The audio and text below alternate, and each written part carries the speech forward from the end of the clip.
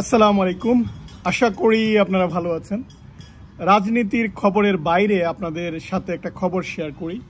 খবরে দেখলাম যে আমেরিকার 25টা ইউনিভার্সিটিতে ডাক পেয়েছে বাংলাদেশের একটা ছাত্রী। সেটা অবশ্যই বাংলাদেশের জন্য সুখবর। তাকে আমি অভিনন্দন জানাই। আমেরিকার নামকরা ইউনিভার্সিটি থেকে সে অফার পেয়েছে। আমি খবরটা একটু আপনাদের সাথে শেয়ার করি। সম্প্রতি চট্টগ্রামের রাঙ্গুনিয়ার মেয়ে মুমতাহিনা করিম মিম সে মার্কিন যুক্তরাষ্ট্রের 25টি বিশ্ববিদ্যালয় থেকে উচ্চশিক্ষার জন্য অফার পেয়েছেন, যেগুলোর সব মিলিয়ে স্কলারশিপের মূল্য হচ্ছে বাংলাদেশি টাকায় প্রায় 36 কোটি টাকা। বাংলাদেশে ইদানিং যে কোনো অ্যাচিভমেন্টের সাথে টাকা যোগ না করলে মনে হয় সাংবাদিকদের সংবাদ হয় না। উনি সংবাদ প্রকাশ করেছে যে সব স্কলারশিপ মিলে উনি কত কোটি টাকা পাবেন। ব্যাপারটা কিন্তু এরকম নয়। অর্থাৎ আপনি যে ধরেন 10টা চাকরির অফার পেলেন, সব বেতন যে আপনার পকেটে আসবে তা নয়। সে অনেকগুলো অফার পেয়েছে, তাকে একটা অফার অ্যাকসেপ্ট করতে হবে, সে শুধু ওই স্কলারশিপটাই পাবে। যাই হোক, আমাদের ইদানিং সাংবাদিকতার মান কোন লেভেলে গিয়েছে সেটা সংবাদ পড়লেই বোঝা যায়। ফলে লোকজন ইদানিং সংবাদের চাইতে দেখুন যে অনেক ইউটিউব চ্যানেল রয়েছে তাদেরকে বিশ্বাস করে বেশি। এর কারণটা কিন্তু এটাই যে আপনি অনেক কিছু অতিরঞ্জিত করে যখন প্রকাশ করবেন তখন তার যে একটা পজিটিভ ইম্প্যাক্ট ছিল সেটা অনেক সময় হ্রাস পেয়ে যায়। সে অনেকগুলো অফার পেয়েছে। আমার আলোচনার বিষয়বস্তু এই যে সে অফারগুলো পেল, দেখুন যে কেন এতগুলো অফার সে পায়, যেখানে আমেরিকা আসার জন্য বা একটা অফার পাওয়ার জন্য অনেকেই অনেক চেষ্টা করেও পায় না। সেখানে তার মধ্যে কি গুণ ছিল যে সে অনেকগুলো অফার পেয়েছে। এখন দেখুন যে তার মধ্যে যে মেধাটা ছিল বা সে যে মেধাবী, সে প্রমাণ দিয়েছে কিন্তু আগে থেকেই যে কোনো প্রবলেম, অর্থাৎ করোনা ভাইরাসের সময় একটা প্রবলেমের সময় তার কি সলিউশন সেটা বের করেছে। যখনই তার কোনো একটা প্রবলেম আসছে সে প্রবলেমের সলিউশনটা কিন্তু সামনে নিয়ে আসছে। সো এরকম অ্যাচিভমেন্ট কিন্তু আমেরিকার ইউনিভার্সিটিগুলো দেখতে চায়।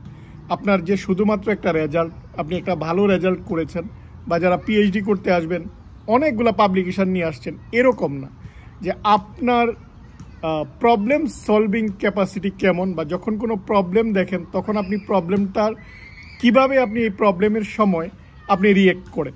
অর্থাৎ আমরা অনেক সময় প্রবলেম দেখে ঘাবড়ে যাই, প্রবলেম থেকে দূরে চলে যাই, বা যেটা সহজ পথ, সফলতার পথ, সেই পথে যাই।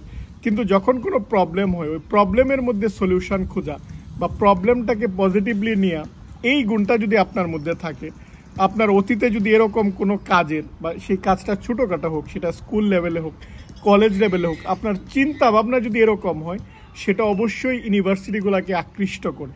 ইউনিভার্সিটিগুলো শুধুমাত্র যে হঠাৎ করে আপনার একটা রেজাল্ট দেখবে তা কিন্তু নয়, সে আপনার জার্নিটাকে দেখতে চায়।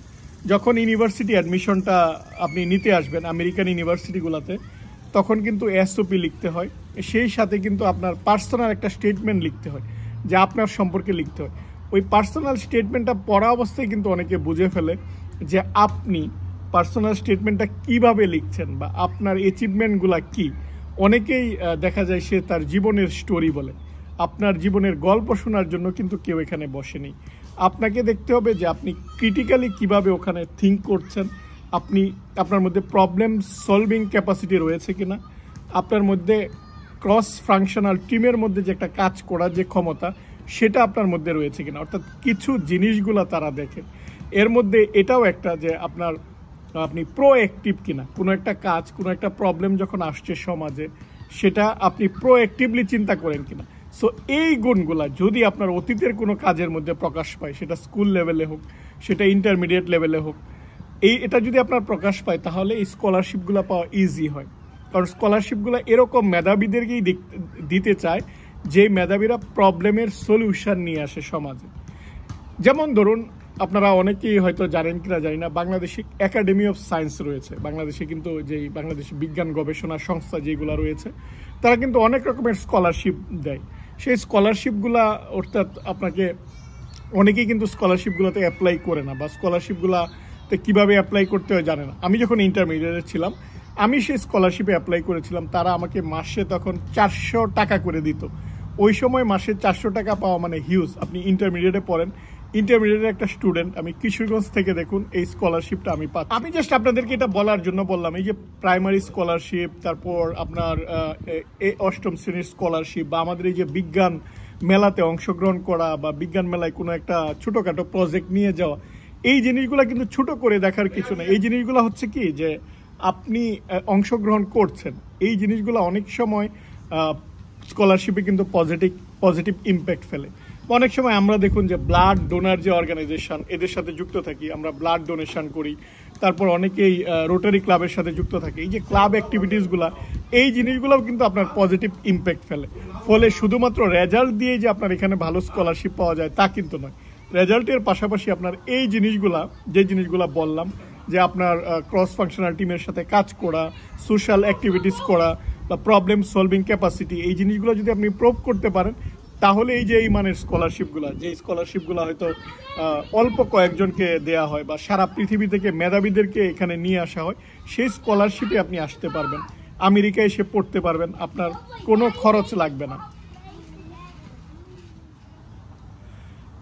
আমি মিমের সাক্ষাৎকার পরে যা জানতে পারলাম যে ওকে অনেকেই বলেছে যে আমেরিকা যাওয়া সম্ভব না। ও রাত জেগে কিন্তু এসএটির প্রিপারেশন নিয়েছে। আপনারা জানেন যে অনেক ক্ষেত্রে আপনার এই যে এসএটি এই পরীক্ষাটা দিতে হয়, বা আপনি টোফেল দিতে হয়, বা আইএলটিএস দিতে হয়।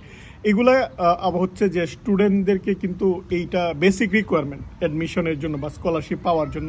সো এই প্রিপারেশনগুলো কিন্তু আপনাকে নিতেই হবে। এই প্রিপারেশন নিতে অনেক বাধা আসবে, কিন্তু আপনি চাইলে পারবেন। বা বাচ্চারা যখন সোশ্যাল অ্যাক্টিভিটিসে অংশগ্রহণ করতে চায় বা যখন ক্লাব অ্যাক্টিভিটিসে যেতে চায়, আপনারা কিন্তু তাদেরকে স্কুল অবস্থায় পাঠাবেন। শুধুমাত্র পড়ালেখা দিয়ে এই যুগে অন্তত শুধুমাত্র ভালো রেজাল্ট দিয়ে কোনো কিছু পাওয়া সম্ভব না।